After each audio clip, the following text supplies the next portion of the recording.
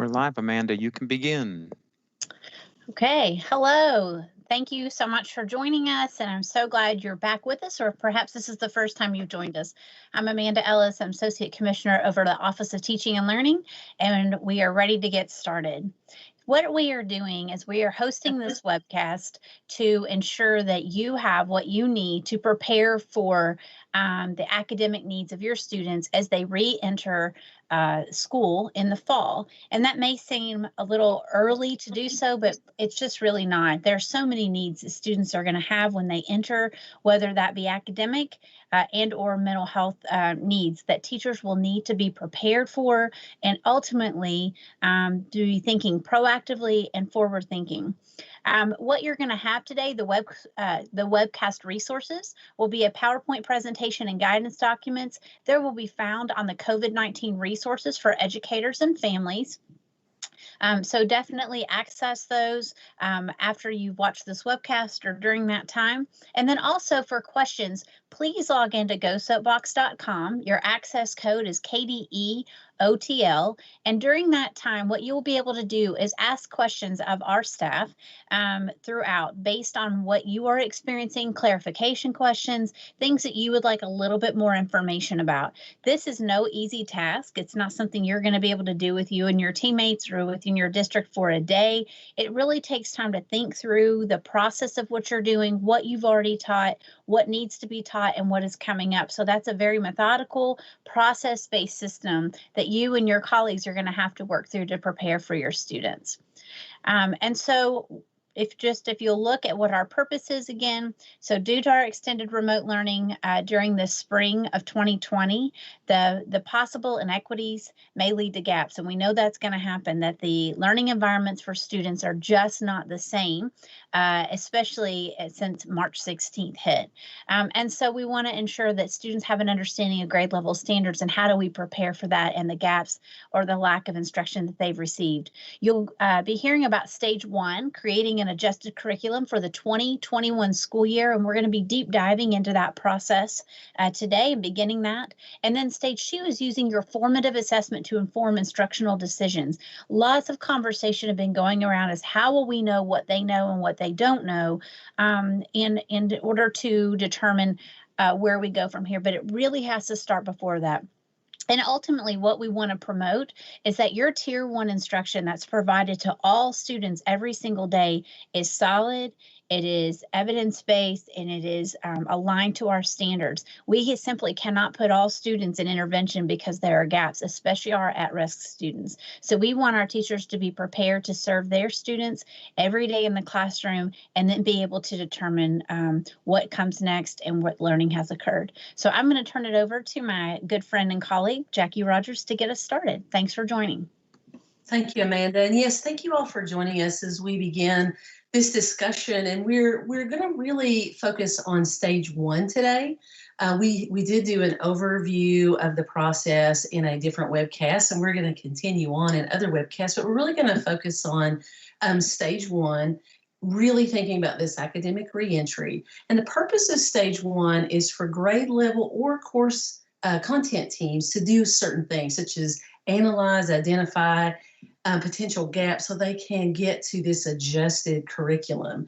So in that section A, where we're really going to put our time today, is all about analysis. So we're going to be looking at our 2019-20 curriculum and making adjustments moving toward next year's curriculum to try to address those potential knowledge gaps that we've been talking about that occurred because of remote learning. Now, section B, which is a part of our guidance, is around identification of those potential gaps and having a conversation vertically so that we can share what we've learned through our analysis so that we can get to section C, which is adjusting our curriculum for the upcoming year. And please know, and Amanda has said this already, we understand that we can put one slide together and say we've got these 3 sections and 2 stages, but we understand this is a heavy lift and there's a lot to analysis, for instance, and there's a lot to adjusting your curriculum. We get that part. We want to offer as much guidance as possible and possible process that you could use that could make this reentry as smooth as possible. So for today's purpose in stage one, we're really going to be focused on preparing for the work, and we're going to really deep dive into section A. Now, in section A, when we're preparing for the work, we really have to think first about what resources are we going to need.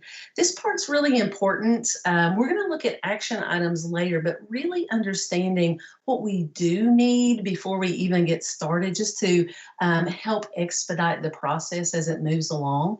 But one of the pieces would be the guidance document that we keep talking about. If everyone that's involved in the process had an individual copy, it would make this much simpler. We're going to be meeting in maybe some unusual ways. It's not unusual now. We've done a lot of virtual meeting, but it would be important for everyone to have the same guidance document as we move. Part of what they do will be individual, part will be with teams, but they'll need to all be able to share that same information. We're also going to need the 2019-20 local grade level curriculum for that content area.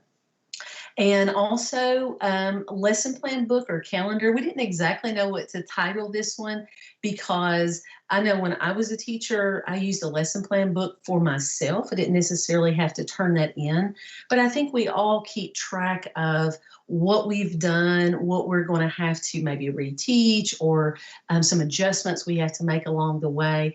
Those kind of documents can be very helpful as we're making this analysis of what happened in this past school year. And you're also going to need an electronic version of the Kentucky Academic Standards that are specific to the content area or course that you'll be working with, that teachers will be working with. Now, and some more preparation for stage one. And so this would be that front loading piece that would help teachers be prepared to get started, and hit the ground running. One would be to view the overview webcast. So we have links to those that would be very easy to get to that. But you know how important it is when we're considering, especially something that's a pretty difficult or time-consuming process, that we see that overview of where we're going and what our goals really are, what we're trying to accomplish, rather than just that one little step at a time. So viewing that can be very helpful. And also locating grade level standards and progressions or coherence statements inside the standards documents. Now I'm going to show you some examples from the standards documents. As we talked about progressions just briefly there, I want to make sure everyone's aware of exactly what we're talking about, how helpful this could be, because as we are thinking about analysis, the progressions in the standards or the coherence statements are going to be really important for folks to use as we're really considering exactly where we are and what needs to be taught at that particular grade level. We want to start with reading and writing because it's one of the easiest ones. It's the standards writers really made this clear. And when you take a look at their standards page in this view, you get to see these mini progressions. This would be a great place. For instance, this one is Reading Informational Standards 6, and the grade level standard that's under consideration here is number 4, which is in the middle. And so you would have what comes before to the left and what the grade after to the right. What also happens is we can really dig into the nuance of that standard.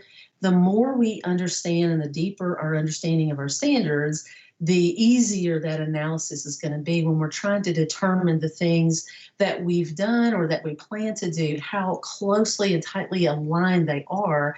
Because if something falls outside of that, that could be an opportunity to move something, give us some more time because it fits somewhere else. So we just wanted to show you a couple of examples and also to note that these look different for each content area. So that's reading and writing. Let's take a look at math. So the math standards pages look very different than reading and writing as you would anticipate. And I know many of you are very familiar with all of these, but if we take a look at this page, what we notice if we're talking about progressions or coherence statements, you'll see that there are standards listed there in the standards for mathematical practices, but under the clarifications column is where you can find the coherence for math. And coherence gives us this opportunity to have this vertical alignment conversation where we're looking at connections in mathematics within and across grade levels. And these connections these are possible suggestions of what came before to build a foundation and where after this year we could go in the math standard. So those give some possible connections that teachers can use as they're thinking about the nuance of the math standards. Now, looking at social studies, we have something very different again. Social studies, their progressions are listed in an appendix. And by the way, in our guidance document, because we want things to be as simple as possible, we try to give links to as many things as possible because we want everyone to very easily to be able to click and go. It's another reason we would encourage teachers to use the electronic version of the CAS documents. You can see, looking at this table of contents for social studies, that there's a lot in there and how much easier it is if I want to look at progressions. Now, these are listed from kindergarten through high school, but if I wanted to look at a particular disciplinary strand, like in civics, and I wanted to really look at the progressions by grade level or perhaps a different disciplinary concept or practice, I can filter those in many different ways. I can look at just inquiry progressions and so forth. So that becomes essential to understand not only where those are, but how to use those as we begin this analysis process. So I just wanted to mention what those look like. And then we have science, which is looks very different itself, and the progressions there are really explained in a little different way. So these are articulation statements, and I hope you can see there at the bottom of the screen there's an arrow that points out the articulation of those disciplinary core ideas. And in that box, it names these other science topics that can that show a foundation for student understanding. So we're talking about these progressions in those core ideas, or it builds on that foundation. So this standard helps build to things that come next. Now, something important to think about for science is in science, it doesn't necessarily go from one grade to the next in a really easy linear fashion, because sometimes students might not see the standard we're talking about. Maybe it was 2 grades back that they did that. That's going to have to be a consideration, or maybe they're not going to see the next standard in the next grade. So we have to really think about how we're approaching, for instance, science. So that articulation statement can be very important as they're making considerations about adjusting the upcoming curriculum. Now, in preparing for the work, we did want to show you this from the guidance document, because like I said, there are lots of links where you're able to go directly to the standards. And I know everyone can find those pretty easily, but we wanted to make it just as simple as possible. But if we're also talking about progressions, we want everyone to be able to find what they're looking for just at their fingertips. So we tried to also list page numbers where you can find explanations about the mini progressions or about the articulation statements or explanations. You can also find different kinds of progressions, and they're listed here, the kinds of views that you would see. So this could be a very helpful piece in that guidance document as well. We also always try to add some considerations. As we work through the process, we're thinking of this from a teacher's perspective, but we're also thinking from the leadership, what are some things that need to be considered as we are preparing and helping for them to be ready to work? First of all, it's what kind of meeting are we going to have, virtual or face-to-face? We haven't really talked a lot about face-to-face lately because we've been doing a lot of things virtually, and that's fine as well. But if there is a time and you're planning to do face-to-face, first of all, make sure you're looking at the health department, your local health department's regulations about face-to-face, but also to make some considerations if you're using virtual format of just the platform possibilities. I think it would be important to choose something and not maybe just say, hey, you all decide what you want to do, but maybe to give some guidance around those platforms as well. Also thinking about teacher course load. I was a high school English teacher. I taught 9th and 12th grade English almost my whole career. And so if I were doing this work, I'm going to have to work through more than one course. So I'm going to have to think about my 9th grade. I'm going to have to do that work there, have vertical conversations. And I'm also going to have to do this with 12th grade. I have to make an adjustment there as well and having conversations with those 11th grade teachers as well. So we want, and my appreciation as a teacher would be for my leadership to be able to protect that time so that I could work through all of that. It may be, we wouldn't want to forget that maybe an elementary teacher has got several different content areas to think about. So we want to be able to really think that through and protect that time so they can complete the work. And so Jackie just walked us through kind of everything we would like for you to consider in preparing for the work. And again, all of that is found in the guidance document. But what we would like to spend the rest of the webcast doing is really walking you through stage 1, section A. Like they shared in the beginning, stage 1 is made up of 3 different sections. Section A probably is the most time intensive of all of the sections that we have, but really the work you're going to do here will help the section B and C go much smoother and much easier. So the bulk of the work is likely going to rest here in section A. So we really wanted to spend the time today walking you through these different pieces. So the purpose of section A is for the grade level or the course content team to come together and spend some time analyzing their 1920 curriculum so that they can find places where they could make adjustments to their 2021 curriculum in order to be able to address those potential knowledge gaps kids may come in with due to the extended remote learning. And so one of the things that in short, kind of quick synopsis of section A is this. Section A is all about really tightening up the grade level curriculum to ensure that it still includes what's required for students to meet the grade level expectations, but then also looking at where are those places that maybe is outside of that where we can make potential adjustments. That's what this section is all about.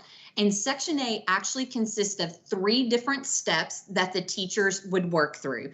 And our goal was, like we've said before, we realized this would be a heavy lift on the teachers to do, but we truly believe that in doing this work, that we're setting our students up and the teachers in terms of having a plan in place for next school year to address these academic gaps. It's just going to make that transition back in the fall much smoother for everyone. So we want to just walk you through what would be entailed in each of these steps, give you some screenshots of what that might look like in the guidance document, as well as some considerations around each one. So section A, step 1. This is the only step that we have that we would recommend teachers complete individually. So in order to complete step 1, they're going to need their local grade level 1920 curriculum. And like Jackie mentioned earlier, this is the step where they're really going to want to have their lesson plan book, their calendar, wherever they kept a record of what they actually taught to the students this school year. So they need those pieces of information. And from that, what they're going to do in step 1 is individually, each teacher is going to list out all of the content, concepts, and skills that they taught that fall into the following 3 categories. They taught it prior to the extended remote learning. It was only taught during the extended remote learning, or it was in their 1920 curriculum, but they did not have the opportunity to teach it. So students had no exposure to those specific content, concepts, or skills. So it was in the curriculum, but it was not taught. Now, this is a screenshot of what the table looks like in step 1, where the teachers would individually list. And the reason we recommend they individually do this particular step is there could be slight variations of what teachers actually taught in their classrooms to their students this school year. So this just allows them to be able to put down everything that they taught to their students. Now, I will also tell you this. The reason the table is constructed into these 3 columns is we're going to keep coming back to table 1 over and over and over. So this table is also going to be extremely helpful when we get to section B, where they're identifying the gaps where they think students might potentially have gaps due to the extended remote learning moving into next school year. So it's set up intentionally this way to really think through all of the different pieces we're going to do. But step 1, they simply list out all of the content, concepts, and skills that were taught or not taught but was in their curriculum. Now, some considerations we have for the teachers when they're completing this step is we really recommend that you are as specific as possible in listing out the content, concepts, and skills. So try to avoid listing broad concepts or simply listing the standard coding. You really want, so for a couple of examples with this, so maybe you teach argumentative writing, but what were the specific content, concepts, and skills that you taught your students this year that fell into that topic of argumentative writing?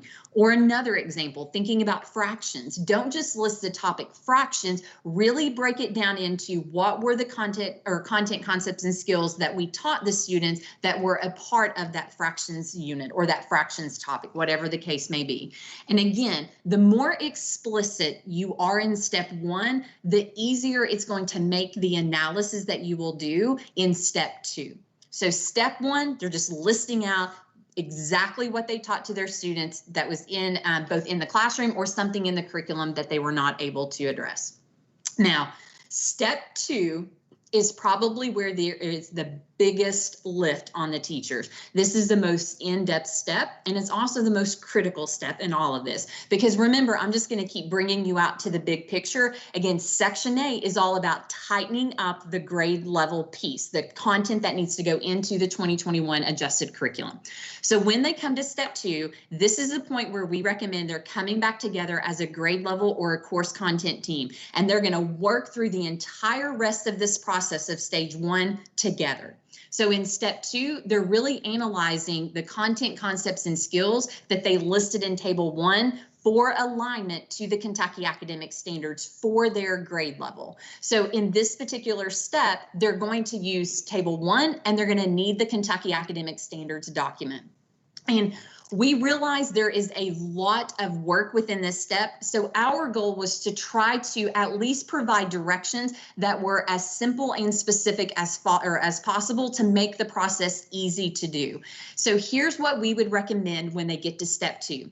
As a grade level or a course content team, they're going to sit down together, and for each standard for their grade level in that content area, they're going to do the following. They're going to read the standard. They're going to locate the progression or coherence statements for that standard, focusing on one grade level below and one grade level above, or like Jackie mentioned earlier, the last time it was taught and the next time it will be taught.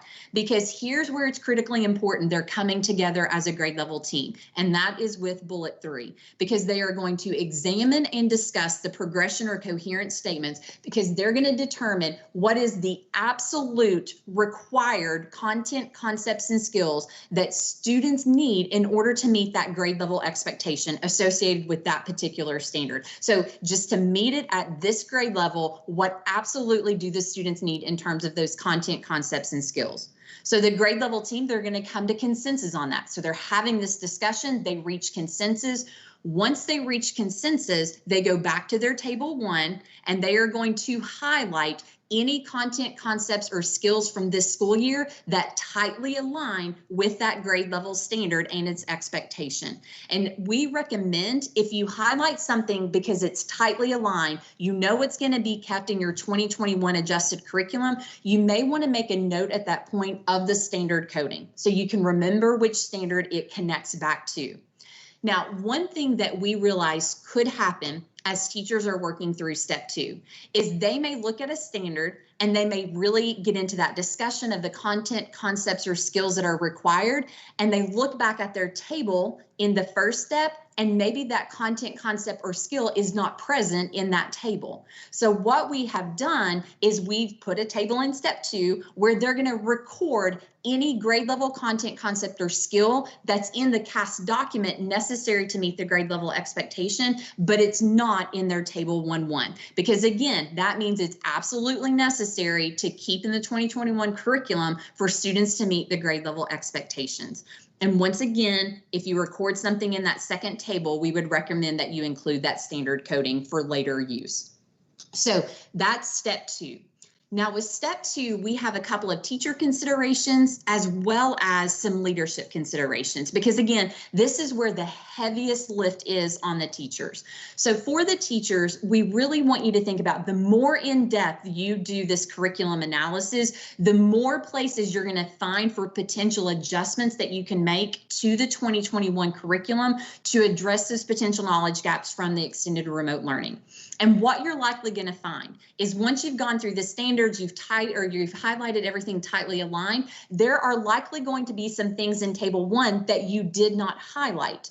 And those are places for possible adjustments in your 2021 curriculum. And those are going to include content, concepts, or skills that likely fall into one of 2 categories. They either extend outside the grade level standards, or they fall before the grade level expectation. In that first one, when we are thinking about extending outside the grade level standard, that could be because actually some of the content, concepts, and skills that you taught this year actually reach into the next grade level and what they're supposed to do with the standard. Or it could be extending outside in terms of it's not tightly aligned. It may be outside the realm of your grade level standards. And please know that we recognize this. Every year, and I was a classroom teacher for 10 years, every year we add to and enrich the academic experience for our students in the classroom. And we do maybe include things that were beyond the scope of the standards. And in a given academic year, we have both the time and the flexibility to include some of those pieces. But we're in a unique situation, and the 2021 school year may not allow for us to include some of those pieces. Now, the other situation was it could be that you look at some content, concepts, or skills that you didn't highlight that actually fall into what the previous grade level should be doing with that standard. And for this section A, it's all about tightening up the grade level piece to ensure that what we're putting over in the 2021 curriculum is absolutely necessary for students to meet those grade level requirements. Now, connecting back to something Amanda said earlier about formative assessment, when you go through next school year, you're using formative assessment data, you're gathering that pre-assessment data. It may be that when you're really assessing around those areas where kids could have potential knowledge gaps, that maybe they're further along than you even anticipated, and you're able to add back in some of these pieces that you don't have highlighted in table 1. But for now, it's really making sure that we're in looking at any adjustments we can make to include time to address those potential gaps. The one leadership consideration we have here is you want to consider possibly including some content specialists that can assist your teachers as they go through this work. Different teachers in different schools and districts are going to have various comfort levels and familiarity with the standards document. We recognize that a lot of you were planning on using this spring and this summer to dig into those standards documents. So this analysis may take more time for some teachers depending upon their knowledge level around those new standards documents. So what you could do to assist them in the work is maybe think about how could you utilize your instructional specialists and coaches that are at your school or in your district? Or do you even have some content experts that are a part of your district staff or your school leadership staff that could assist teachers through this? And then you could also think about outside your school or district, how could maybe co-ops work with you on this? And I'll tell you, we shared this with the co-ops last week, and they are already thinking about how can they support schools and districts as they do this work. So maybe you could connect to their content specialists and see if they could support your teachers, or even people in your regional professional organizations. So again, just a big leadership thing we would like for you to consider is in terms of how might you support teachers in this work. Now, step 3. Step 3 is really about consolidating the work that you did in step 1 and 2 to really determine the grade level content for your 2021 adjusted curriculum. So again, still working in that grade level or course team together, what they're going to do is they're going to take the items that they highlighted in table 1 and what they put in table 2 that was in the CAS document but wasn't in their table 1, and they're going to combine that together into one table in step 3 that will represent what must be included in the 2021 curriculum for students to meet grade level expectations. This is a screenshot from that guidance document. And as you can see, the first column is for everything that they taught this school year that was still tightly aligned to the grade level standards. They recorded there. The second column is the items that they recorded in step 2 that were in the CAS, but not in their curriculum that they know they need to add in. And again, this represents what must go in the 2021 adjusted curriculum for students to meet those grade level expectations. We recommend that as teachers, once you complete this table, that you go back through and do a double check and see, are all of the standards for the grade level in this content area included in table 3? Now, we do have a couple of considerations for teachers doing this step. And it might be that they just want to create one master copy of table 3. So each individual teacher may not necessarily want to make their own. It's they're coming together, they make one master copy of this particular table. But what's critically important is anything that gets recorded in table 3, that there is team consensus on including that as being necessary for students to meet the requirements of the grade level expectations. So that is really section A. And that was a ton of information that we just threw at you, and we know that. It's really about, again, taking stock of what we did this year, seeing what's tightly aligned to the grade level standards to keep in our adjusted curriculum next year. And again, making note of maybe a couple of things we need to include that was in the CAS but not in ours, so that we now at this point have what's necessary for the grade level piece. In our next webcast, we're going to dig much deeper into section B and C, where teachers are identifying where they anticipate the gaps being for their students around particular content, concepts, and skills, and then drafting that adjusted curriculum. And we're just going to offer some considerations when you're drafting those at the local level. So at this point, I'm going to turn it back over to Jackie, because Jackie's going to walk you through some possible action steps that you might want to consider taking based on what you heard today before that next webcast. Thank you, Misty. So we always like to leave you with some things to think about that maybe could be next steps, and so some action items. And the first one that we're going to talk about is personnel. So really thinking about who's available and identifying the individuals that may provide content support to teacher teams. Sometimes that's an instructional coach or an instructional supervisor. That sounds very logical, but I know that each district and each school has its own teachers and other folks with strengths that can provide that content support. For instance, I have, when I worked in a certain high school, I had a principal who was also a math teacher who would have been a great resource to work with the teacher teams as they were going through that process. Also, you want to think about team leads. Who's going to be the point of contact and also to guide that grade level course content work, to be able to talk with with leadership to understand what's expected, how all the pieces are going to fit together, but also to lead that work.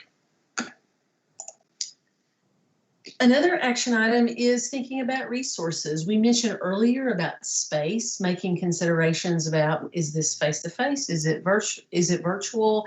If so, where's it going to happen? What kind of platform we're going to use? And the materials that will be necessary for teachers to have. So letting them know everything that they're going to need prior. We mentioned quite a few of those. Available time that's coming up, that could be teacher work days or maybe professional learning days, that are going to give them time to prepare and to do this grade level analysis so that they can build this adjusted 2020-2021 curriculum. So just some things to consider. I think we have some questions, perhaps. I got a message about that. Yes, Jackie, we do have a couple, and here's one for you and Misty to weigh in on.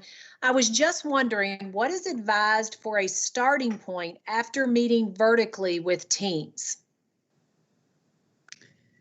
I think one thing that I would recommend is, especially based on what we shared today, had they done the grade level analysis piece. So if they already have that information from the previous grade level, you're probably going to see that what we talk about next week, they've done some of that work, but really thinking about, did they do this grade level analysis piece? And so without having more information, that would be my recommendation is now, before they really create the adjusted curriculum, do the grade level analysis, then use that information from the vertical conversation to do what we're going to lay out within section C. Jackie, would you add anything to that? No, I think that would cover it, but I do see another question that's in the chat box. How should we treat high school courses? Yes, and that one is actually, how should we treat high school courses that are elective, such as pre-calculus, that don't necessarily lead to another course later and are optional for students? And so I'll go ahead and start with that one, and then if anybody has anything else to weigh in on that. You know, in this particular example with pre-calculus, if you've got a junior who particularly has taken that course, then looking to what, looking within the department of what courses are going to be available for them to take their senior year, where you can address those skills that maybe weren't going to be able to be addressed when they took that course originally. And some of that will occur through formative assessment to see what those needs are, because in this particular example, you're wanting to make sure that they are prepared to go on beyond high school with that. Any other feedback from our team on how you might address the electives?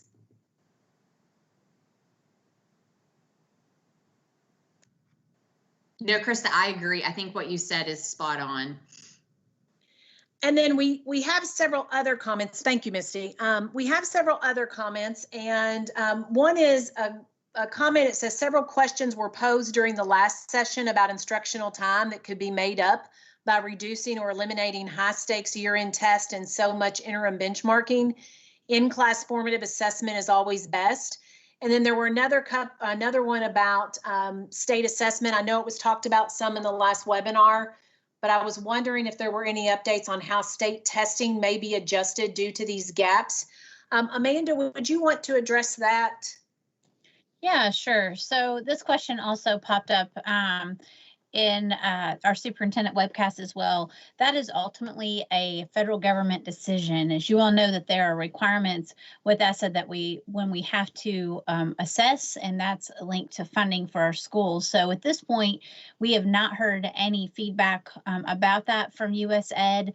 At this point, they're still working on the CARES funding and getting relief out to the states to disseminate to districts, but we will keep you informed. But that really is not a state level, decision. That would be a federal decision on how they would guide states to apply for a waiver if that's even available. So we just haven't heard anything about that at this time. But of course, formative assessment is also always very helpful. It's in real time. You can address the learning, and obviously a great practice, which you noticed that we'll be talking about that soon, the different types of assessment, the different ways to assess learning. So to that point, we just don't have any further information from USAID at this point. Thank you, Amanda. I think I've got a couple more for you, Amanda, around social, emotional, and mental health learning. So first, will there be specific guidance and or a webcast on mental health and social emotional learning for re-entry planning? Yeah, so great question. So one of the things about reentry is that it is not easy and it is not simple. So what we're doing currently right now at KDE with cross-office collaboration and other partners is that we are creating a reentry plan. As you know, the governor said yesterday he would like the districts to consider a plan for possibly starting early, starting at a traditional time, or starting later. Well, that's not just starting school. There are logistics around that depending on what phase we're in of the pandemic and what's allowed. So there's logistic logistics around transportation and how many kids can be in a classroom, and do we have to do NTI or a hybrid? Lots of questions around that. The other piece is academics, which is exactly what we're providing for you now.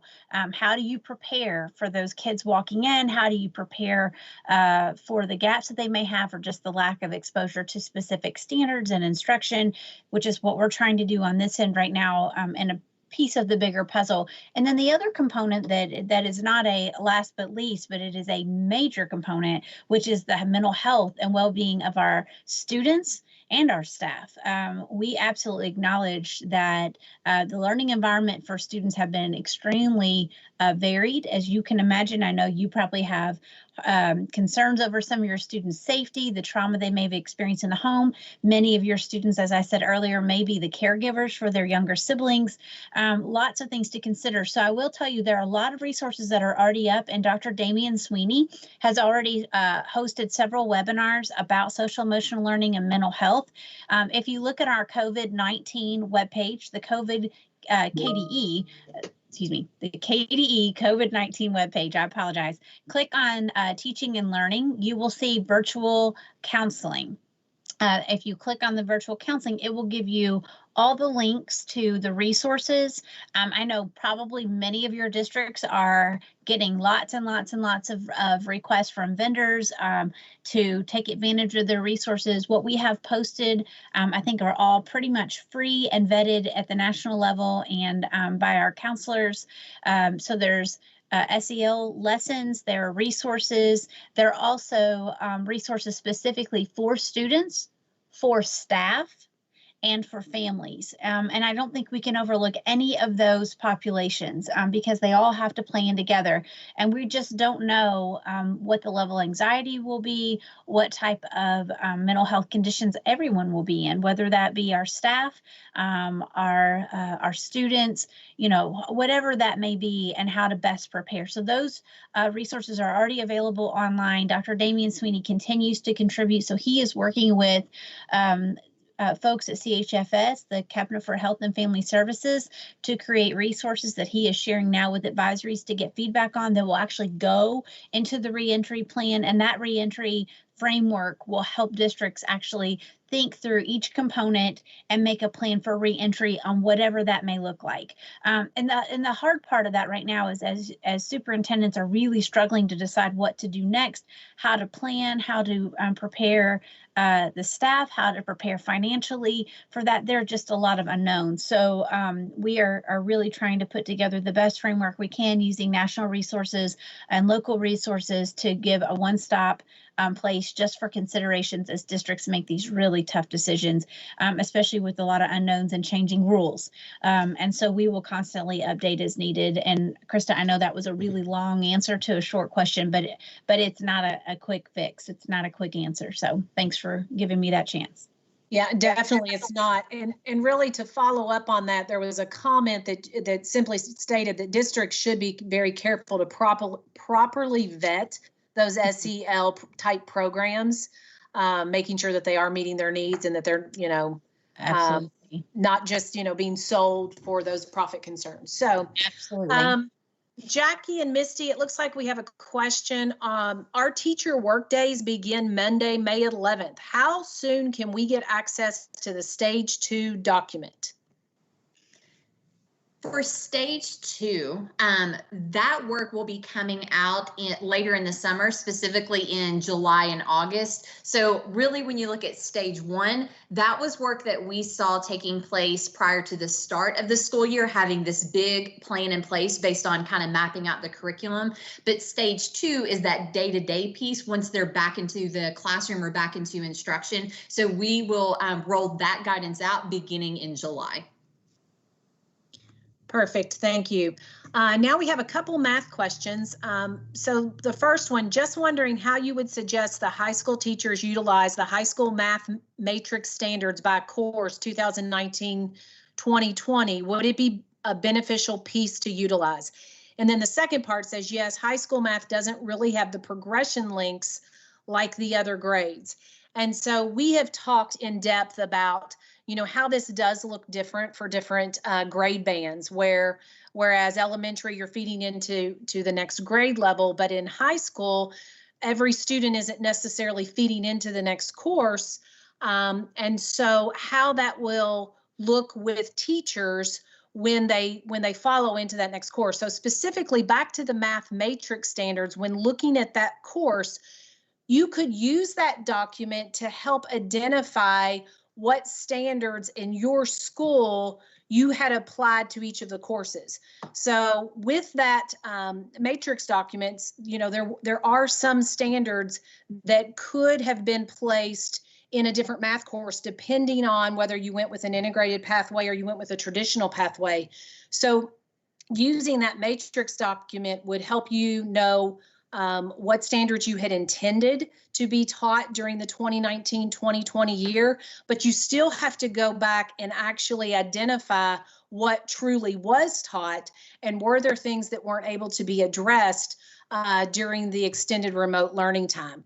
And that, when we look at the part about the progression links for the other grades, that will be a department part of that department work when your PLC comes together, really looking to see, are there pieces that were not able to be, or are there concepts, content, or skills that weren't necessarily addressed in this current year that the next year would either need to embed within their content or particularly front load with that way. Now, another question that we have says, for section BC of what we had talked about today, I'm interested to hear how those of us in the museum cultural attraction sector can help support teachers and students.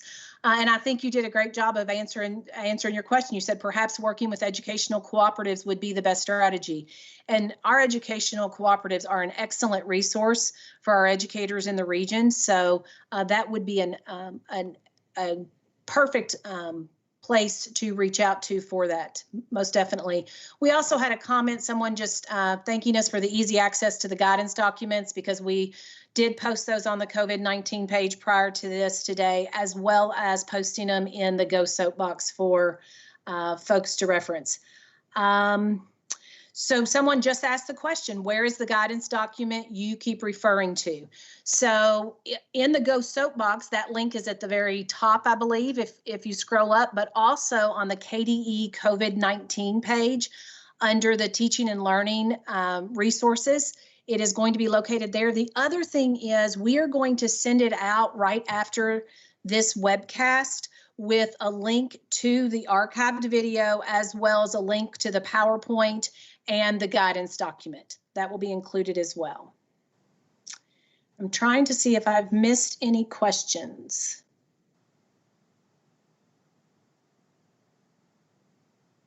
Okay, I don't think I do. If you have any last minute questions you want to enter, we can answer those before we sign off today. Okay, Jackie or Misty, do you want to give us the our update on the information for next week's webcast?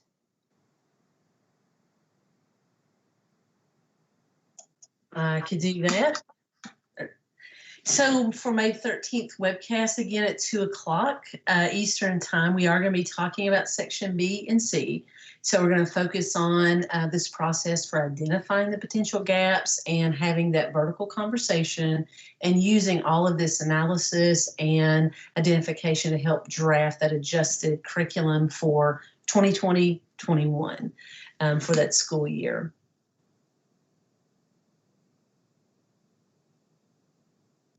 That's an Amanda, Krista, that's all we had. Amanda, did you have anything else that you wanted to add before we wrapped it up today? The only thing I want to say is thanks for everyone for tuning in, of course, and I will say it again because it helped last week. If you have not already tuned in to your kystandards.org, please do that. It is the easiest way to find all of our resources that align with standards and help you to determine best practices. All you have to do is go to the website, kystandards.org. On the top left-hand corner, there's a plus sign. You can sign into that and you will get reminders in your email. So if you're busy like the rest of us, and I think you're just might be a little bit busy, you will have reminders of webcasts that are coming up and any new resources that are posted. But we appreciate everyone tuning in, and we hope to see you next week. So Misty and Jackie, back to you. That's all I wanted to say too, was thank you for tuning in and for having such great concern and working so hard to make sure that students have a really smooth reentry to school. And we appreciate you joining us, and we'll see you next week.